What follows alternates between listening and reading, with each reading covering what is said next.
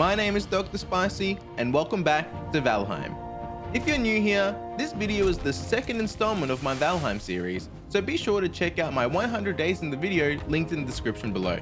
Also, I've uploaded my save file to my Discord server if you would like to play on my world and see everything that I've done. But before we begin, I would just like to thank you all for your overwhelming support with likes, subs, and comments on my previous videos. I read every message, so thank you so much for making a difference in my life. Whew, back in Valheim. I did not touch this game at all between the end of 100 days and the start of 200 days. I wanted to keep all new content fresh for this series. A large wave of happy nostalgia washed over me as I rediscovered my world, refamiliarizing myself with all my tools, chests, and structures. I would have loved to spend more time explaining to you my roadmap for 200 days, but before I could even get comfy in my chair, the Horde started attacking me. I didn't even know who the Horde was until one of the green gremlin berserkers hulked his way through my wooden walls. I won't lie, I played this encounter like a bitch, keeping my distance and taking pot shots at Yoda's ugly cousins with my bow and arrow. I quickly realized, however, that if I didn't wrap this surprise party up quickly, I would see the demise of Spice Temple V2. While in combat, I remembered the literal hundreds of comments on my last video tell me that this game has a dodge roll mechanic. I played 100 days and I had absolutely no clue that this existed. After having a bit of fun, I took him out with the final arrow and went back to survey the damage, plus make some repairs. To be honest, the reason why this video was so delayed was because I was waiting for more content updates from the dev team, which unfortunately fell through. I only had one boss left to fight, and I needed to figure out how to fill out the rest of my time. However, after reading through Reddit and checking out YouTube, I recognized that this game had a whole lot more to do than just being a murder hobo. After all, I couldn't just charge headfirst into the final boss. I needed to spend some time laying the proper groundwork and foundations to ensure a decisive victory. As they all say, failure to prepare is preparing to fail.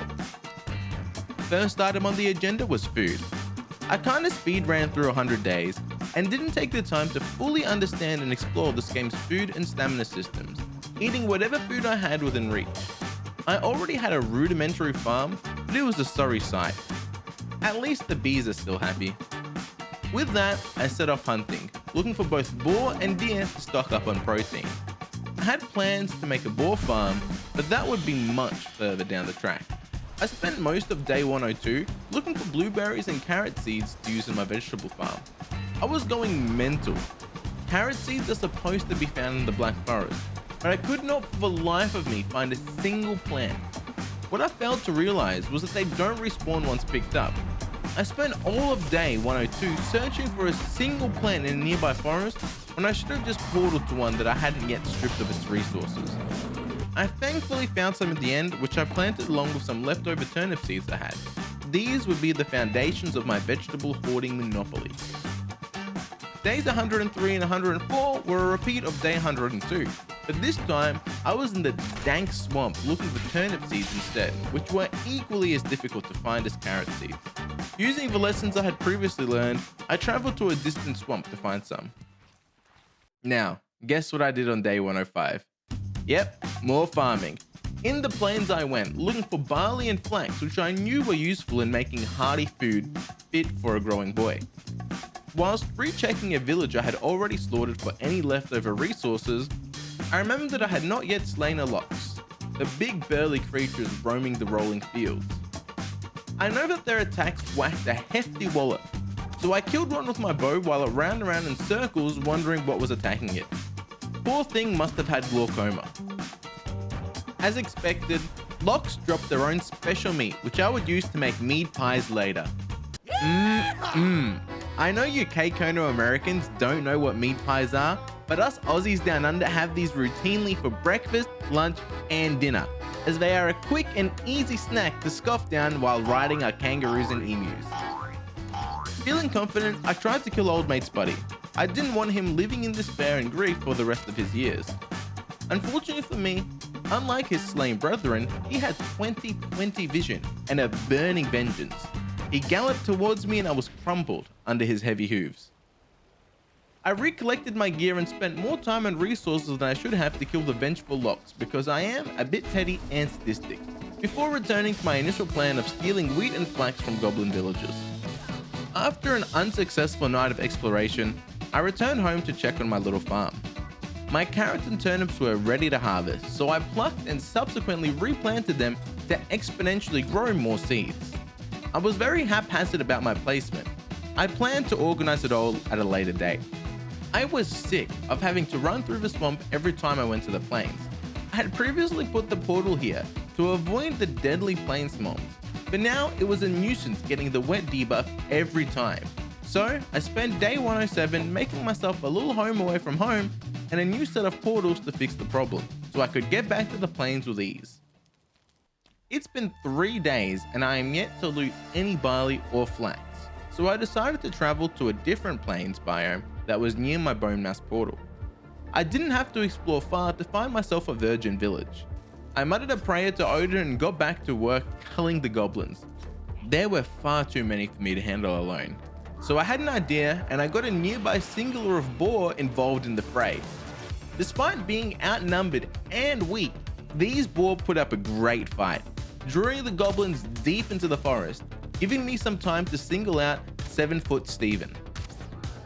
Despite taking out a small army, they still had a reserve within their walls, and eventually I succumbed to impatience, my biggest enemy.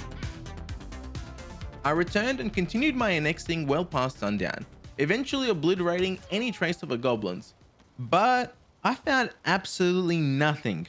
Unlucky, I guess. 109 and I was back to maintaining my farm. If I wanted to maximize my farming efficiency, I would periodically have to return to the farm between expeditions. It was like a full-time job. It was my livelihood, and now I know how self-employed people feel. As I was doing some cooking, I realized that my current cooking setup in my portal base was too low level to make advanced meals. So I dedicated the day to developing a max level kitchen in Spice Temple V2 with top of the line amenities such as a set of pots and pans, a butcher's table, and a spice rack. Day 110 started with a visit from some Certlings before I was able to wrap up the final finishing touches on my kitchen. At this point, I remembered some of the comments on my 100 days video were surprised that I was yet to run into a sea serpent while sailing. I honestly didn't even know they existed until recently, so I made it my objective to hunt one out. Excited that a thunderstorm had come at just the right time, I head out, only to see that my boat had been ravaged by the grayling natives of the land in protest of my settlement. After that little inconvenience, I set out to sea. I was in endgame gear and had a stack of arrows on me. Whatever was lurking in the water wouldn't be a match for this god gamer. It didn't take me long before I found one peacefully minding its own business. Sorry brother, but you're going to serve a greater cause now.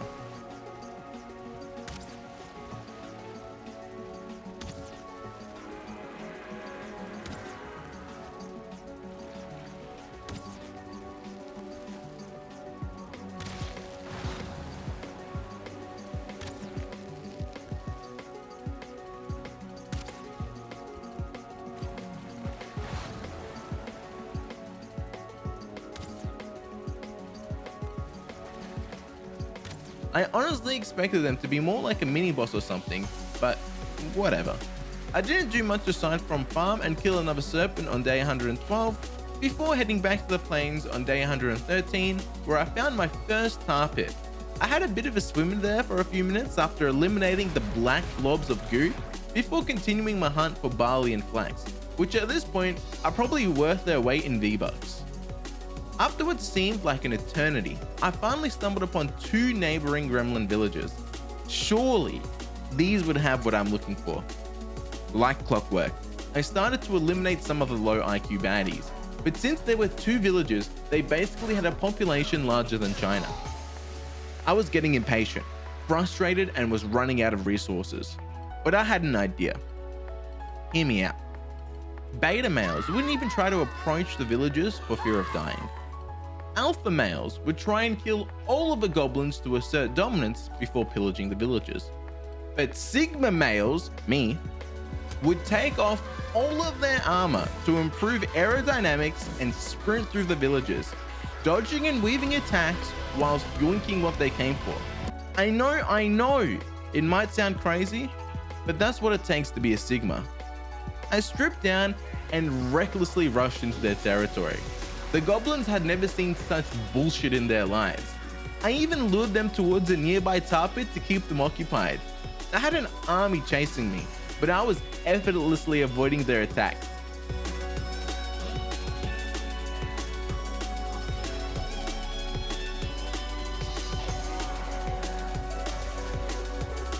Jackpot.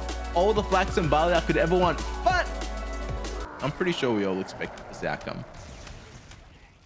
Regardless, I could see a glimmer of genius in my plan. I did a mad dash for my gear, which I successfully recovered and then dropped it off at my base. I didn't need to risk losing all of my equipment with this plan. All I needed was some good food and quick reflexes. I had to sneak my way back through the plains, avoiding gangs of goblins and patrolling death squirtos since I was naked. However, the dense fog made it impossible to see.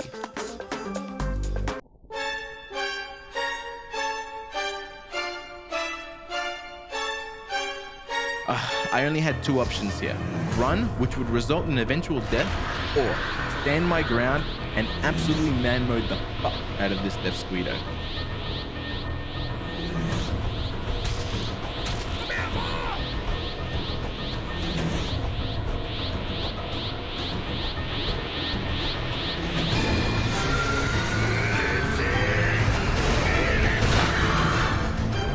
Have you ever seen something so Giga Chad before? I couldn't believe my eyes, man. I survived, but with only a sliver of health. I sat down and waited for my regen to bring me back to full. The fog dissipated and once again, the goblins saw a clown screaming and charging into their base. I yoinked a few crops and thought I was in the clear. Dead again. It's always the death squirtos. Day 115. I re-equipped my gear and returned to my decomposing body to gather the fruits of my labor. I was about to leave. I had enough barley and flax now, but something visceral inside of me compelled me to do another quick run for old time's sake. I was able to yoink a few more barley and flax before finally returning to my cute plains farm where I planted the seeds. No longer would I need to harass the goblins. The next 2 days were spent in the crypts, farming iron to make myself padded armor, a new late game armor set that was introduced in the Hearth and Home update. Another horde attack took me by surprise. Again, they destroyed my house and I would need to make repairs after the siege was over. This calculated attack must have been in retaliation to the devastation I had caused over the past few days. This meant war, and I made a mental note to create more defenses in the future to avoid this stupid issue. My farms were coming along pretty nicely on day 118. I had stacks of seeds which I just kept planting over and over and over again to create a near infinite supply of food. The amount of seeds that I had exceeded the area of the land that I was planting them, and my portal room base was getting incredibly cramped, so it was time. Time to demolish my very first base and use its remain to build a bigger, better portal base, with an accompanying crop and boar farm. I had a rough idea of how I wanted it to look based on previous builds I had seen online. This was going to be a large project, but it would be worth it in the long run. I spent countless days farming wood, building, demolishing, and rebuilding, collecting stone, flattening land, and adding flair to my build. This was my largest project so far, and I wanted it to be something that I could be proud of. After multiple hours, I was finished on day 125. I know it isn't as fantastic and magical as some other builds online, but I was very pleased with the outcome. A cute and cozy farmstead in the middle of the meadows, the perfect place to raise a family. Taking a look inside, we have all of my previous portals set up in an orderly fashion with room for more portals in the future on the second floor. Outside, of course, we have a large crop area with fences delineating the turnip and carrot farms, as well as a little outpost for beehives at the back. Now that I had a ton of food at my fingertips, it was time for the next adventure on my bucket list: lox riding. I had noticed that one of the new items in Hearth and Home was a lock saddle, and since I had enough linen at my disposal, I was able to make one and excitedly hurried to the plains. I spotted some beefy boys in the distance and crept up. Use lock saddle on what? On what? He's right there, man. Apparently, the only way for you to use these locks as your personal steed is to tame them. The issue is, I had no knowledge about animal husbandry, and so off to the wiki I went. Turns out, you need to feed these bad boys to get them to like you. I wasn't about to give them my hard-earned proteins and meats, so I gave it a diet of strictly vegan food from my pantry and returned to the plains to feed. I unsuccessfully tried to drop some food at their feet. I was a fool to think that it would be this easy. They still got aggressive if I was too close. I was going to have to trap one and force feed it until it developed Stockholm Syndrome.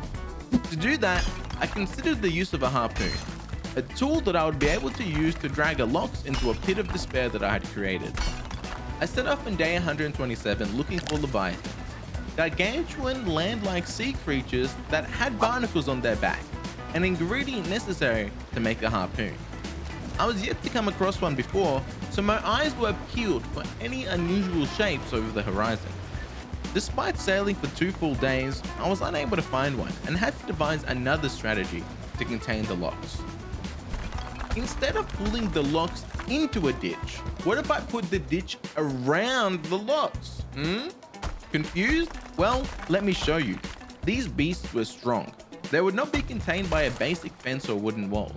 I gathered all the stone that I had and started raising the ground, using a technique that my ancestors used to build the Egyptian pyramids. Once 3.5 walls were created, I enraged the lox to chase me into my dungeon by telling it that NFTs in their current state hold no inherent value, and then quickly built the walls up once it was inside. This guy was now my prisoner, and would stay here until I won over his favor. I threw in some cloudberries to keep it happy, and left it to settle down. Farmer Joe was back again. With the size of my crop farm, a considerable amount of time was spent maintaining it at maximum efficiency. I even had to upgrade my cultivator at some point because it would break before I did a full pass on my farm. I also checked in again on Loxy Boy. It was going to take a long time for him to be mine. By day 131, the amount of junk that I had in my chest was becoming overwhelming. I needed a way to get rid of the trash without just polluting my lands. Thankfully, Hearth and Home added the Obliterator, an incinerator of sorts that was exactly what I needed. Of all the time I had spent in this world, I was loaded to the brim with gems, so I paid a quick visit to my buddy Haldor and sold him all my goodies so that I could buy a Thunderstone, a core component of the Obliterator. After farming for a bit more iron and copper, I had the necessary ingredients and placed it outside next to my smelters. A tight fit, but it'll do. I went back to Loxboy. He had been stuck here for 5 days, and I still had no idea how this taming business worked. It seemed like its tameness was moving at a snail's pace. I thought that maybe I needed to be nearby, so that they could associate me with food, so I made a little hut right next to the Lox enclosure and waited, which ended up being a waste of time as it didn't grow any fonder of me. I just had to be patient. I came back on day 134 and Lox loves me. Woohoo! Yeah! I love you too, Lox boy.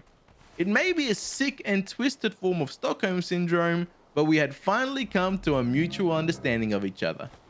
Now that I legally owned it, it needed a name. I called it beef tataki, one of my favorite Japanese dishes. This shit was fun, and this boy was a tank, stomping any enemy that got in his way. I was having so much fun that I didn't realize his health bar was slowly deteriorating with every death Squeedo attack. I started panicking, riding him back to his enclosure. I tried to kill the death Squeedo, buzzing around until no! Beef tataki. Literally only 3 minutes. That's the length of time we spent together. I was reckless, I was stupid, but I cherished our time. I refused to eat or use any of Beef Tataki's remains. I spent day 135 making a small grave to pay my respects.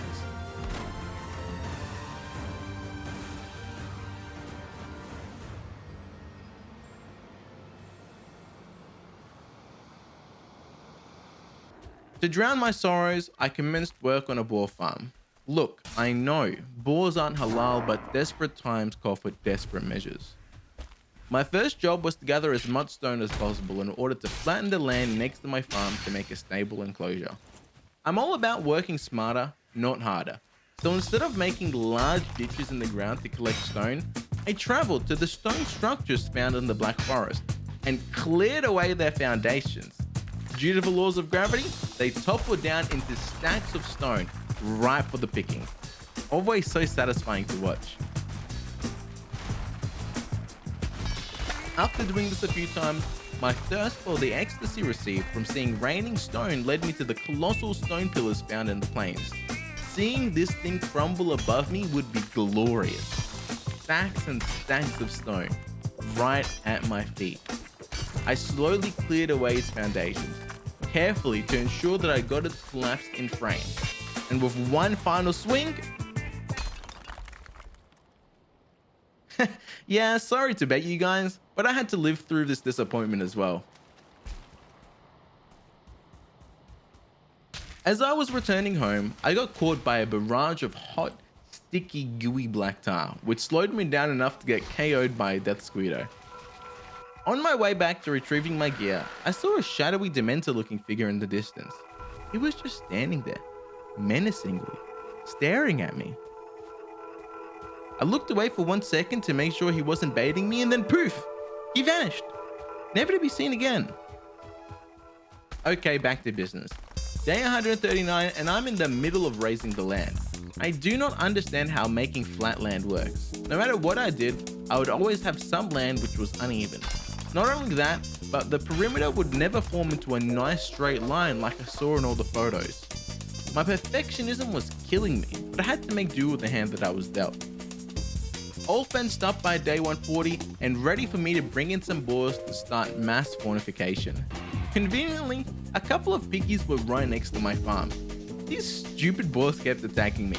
They didn't realize that as my first two, they had a life full of hubba hubba, affection, and full bellies ahead of them. I continued luring boars into my enclosure over the next 2 days. It was actually quite challenging getting them inside.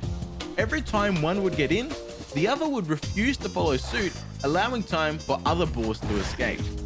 I devised an airlock system to make it easier to stop the boars from escaping.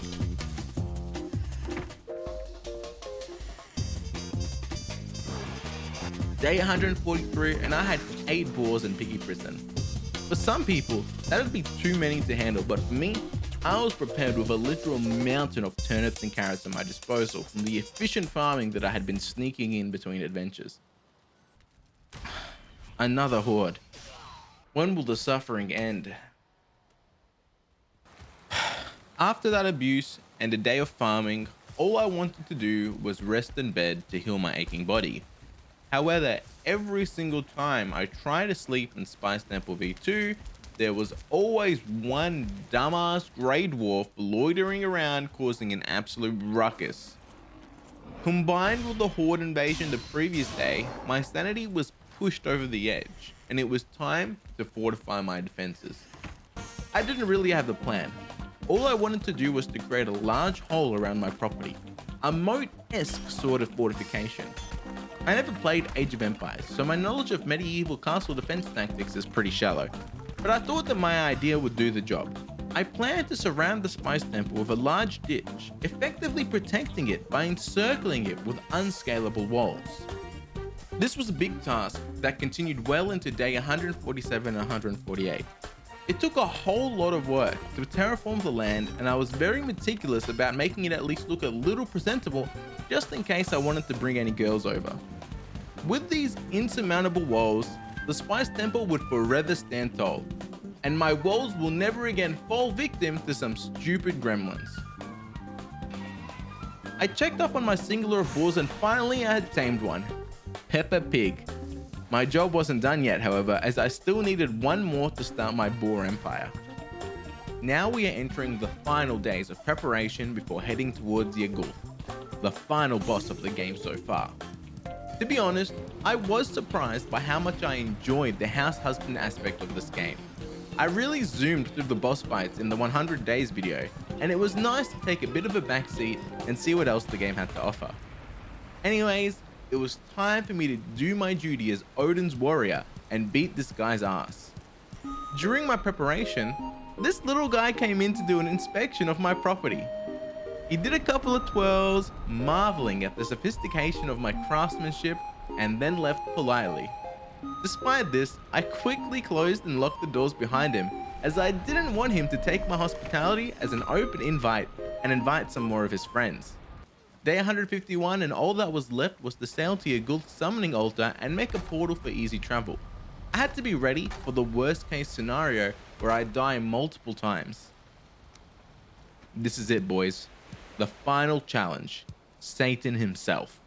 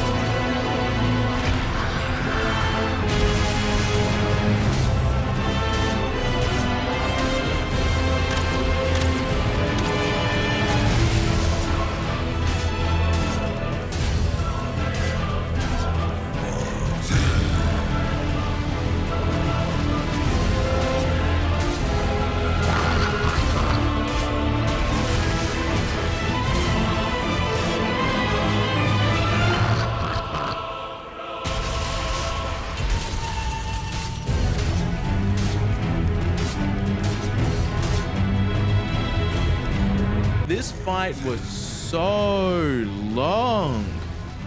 Honestly, it was less about skill and more about attrition as well as stamina. He only has 3 abilities which were all super telegraphed and easy to dodge. He could breathe a carpet of flames at me out of his mouth. He could swipe at me whenever I was in close quarters to create a blue flame explosion. And finally, he could call down the stars from the sky to shower me with molten rocks. The most difficult part about this fight were the other plains mobs who were loitering around the altar. They were actually scarier to me than Yagul himself. Multiple times, Lox and green gremlins would join the fray and would get me critically low.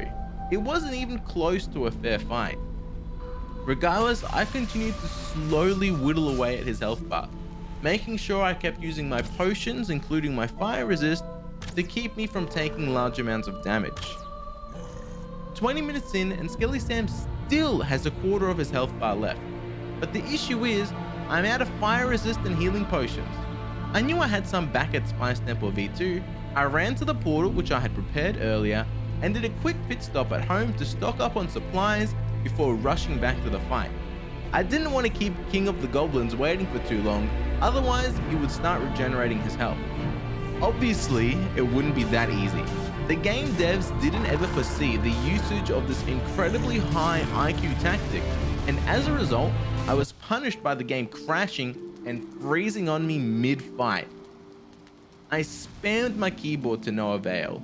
This screen was frozen for a solid 45 seconds before everything shut down. I was so close to finishing him off, and now I didn't know whether I would have to restart the fight completely, or gather more summoning totems, or stock up on more supplies, or what.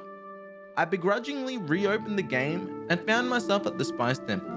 However, all the items I had used had been consumed, and when I got back to Yagul, his health had regenerated basically all the way up. The fight had already taken me 30 minutes and had spanned multiple in-game days.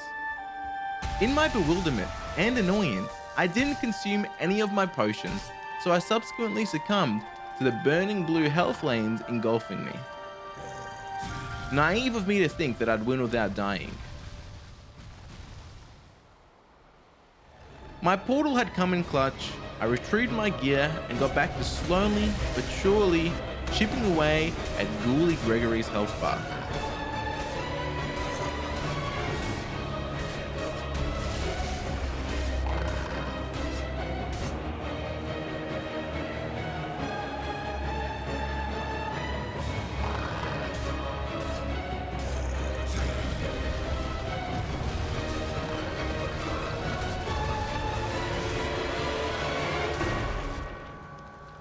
Eventually, he finally fell, and I was exhausted, mentally and physically.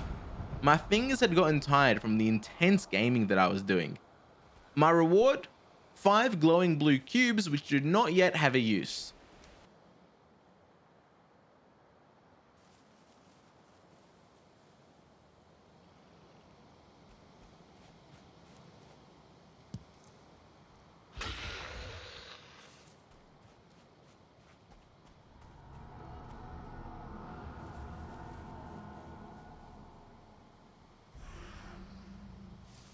Well, that's the big bad boss.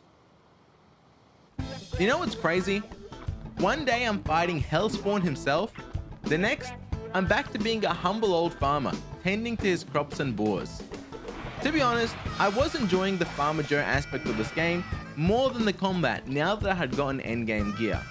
However, since I value your time, I'm not going to bore you with every single detail of the next 45 days, as the large majority of it was spent farming materials and organizing my chests to provide me with a good foundation for 300 days. First on the agenda was to organize my chests. I was now a veteran Valheim player, and I had to set a good example for all the newbies. My measly wooden chests wouldn't suffice anymore. I needed reinforced chests, which each had 24 slots in them, giving me more than double the storage space for the same footprint. Reinforced chests needed iron, so I was deep in the swamps from day 155 to 160, non-stop grinding sunken crypts and faraway swamps. Day 160 and I had a literal boatload of unrefined iron ore, which I immediately got started on ferrying to my base and smelting. I had transformed my ore processing facility to have 2 smelters and 2 charcoal kilns for maximum efficiency. It took constant attention to make sure all 4 were continuously filled and pumping out iron. This was legitimately a gargantuan task. I was done on day 163, and after tending to my farms, I now needed a significant amount of wood to continue my project. I put my lumberjack helmet on and into the forest I went, collecting all sorts of wood until I had enough of each type to satisfy the grafting gods. I commenced work on my inventory system on the night of day 165. I was going to have 10 chests side by side, separated by wooden walls to compartmentalize different item groups from each other. Once I figured out the lower row of chests, I made a second row of smaller wooden chests on top, maximizing the use of my space. I proceeded to signpost each compartment of the 2 chests and subsequently filled them up with their respective items. Upstairs, I organized the black metal chest with all of my unused armor sets, tools, and weaponry, and decided that after 167 days, it was time for a bed upgrade. I was no longer a peasant, I was a king, a conqueror. I had traveled here and slaughtered the natives of the land and needed a bed which signified my wealth and power to any prospective female partners. My job wasn't over though, because now I needed to organize the kitchen. I now had more food and ingredients that I knew what to do with, and I needed more room to store it all, which took up the majority of day 168. This was back-breaking work. Not because I was physically working, but because I had been sitting in my chair, folded up like a piece of origami for a few hours. Now it was time for what I thought would be the fun part. Keyword, thought.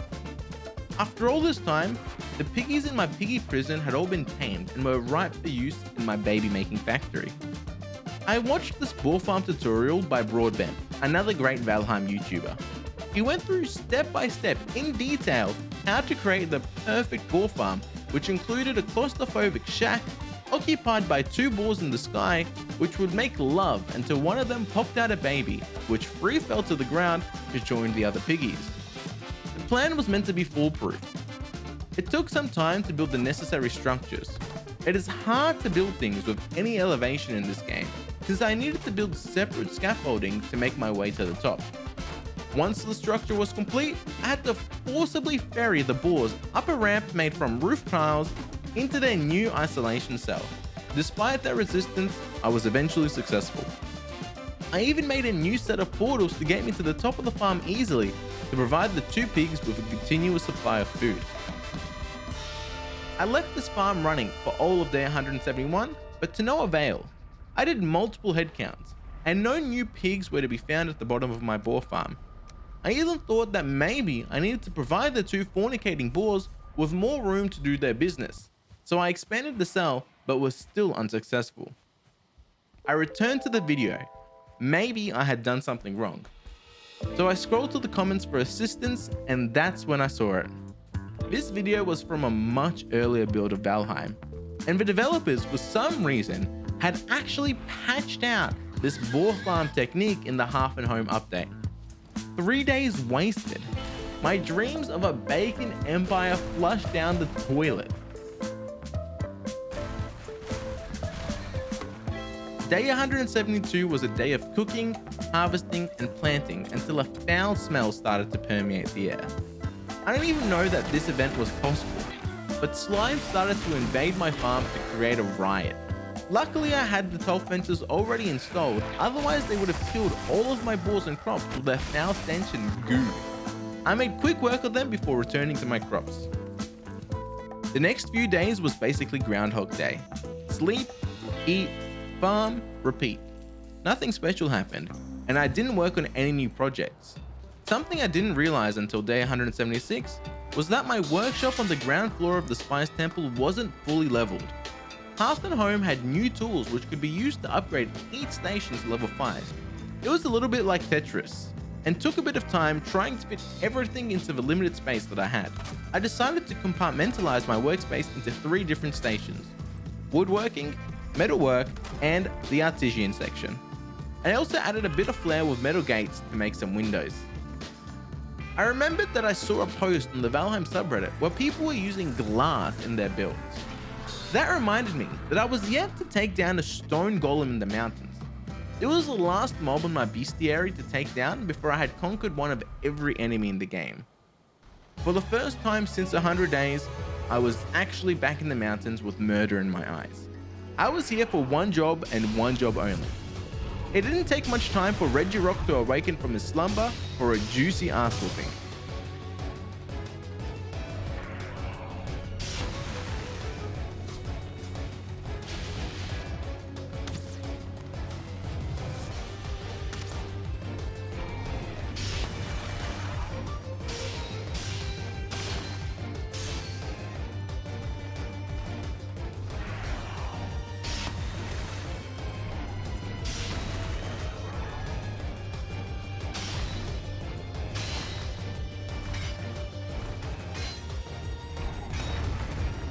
At this point, it isn't even a challenge.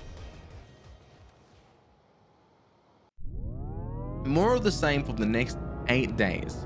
Aside from home maintenance, cooking, and farming, I chopped down literally hundreds of trees to fill up my large chests.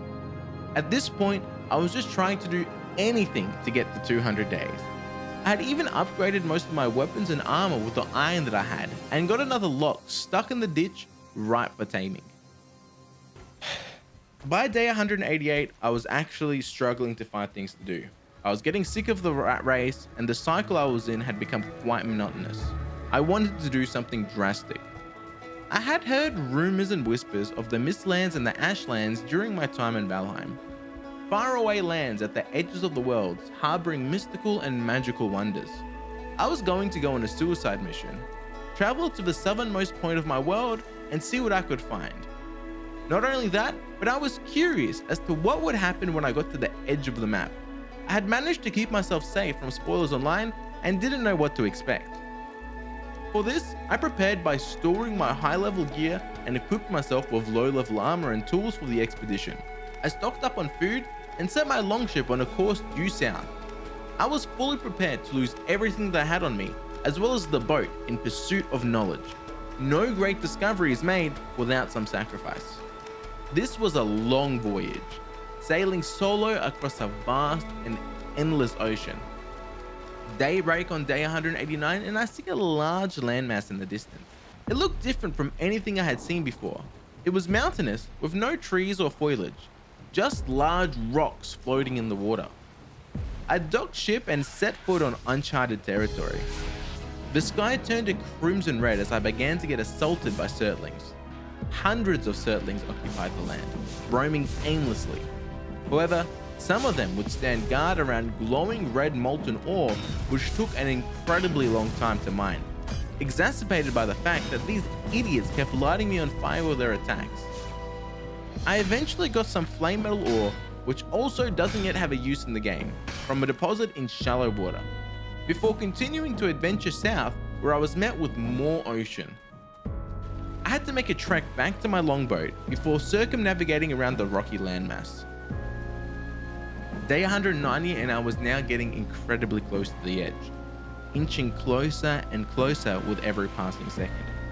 I eventually saw a break in the horizon, nothingness past the crushing wave of the ocean. As I crept closer, it seemed that the waves abruptly ceased. It was a plunging cliff deep into nothingness. Just as I started to regret my decision and had seen everything that I needed to, I desperately tried to turn back. However, the violent rapids of the waves engulfed my ship and dragged me over the waterfall.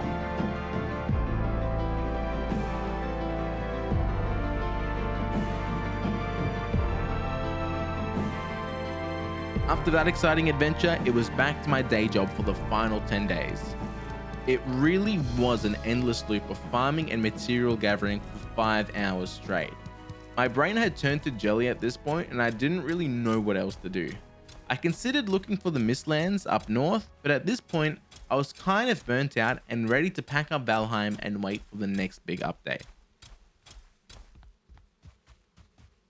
That's it, boys. That's 200 days in Valheim. I hope I made the wait for this video just a little bit worth it.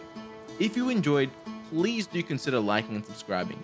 Being able to do content creation full time would be a dream come true, and your support helps more than you know.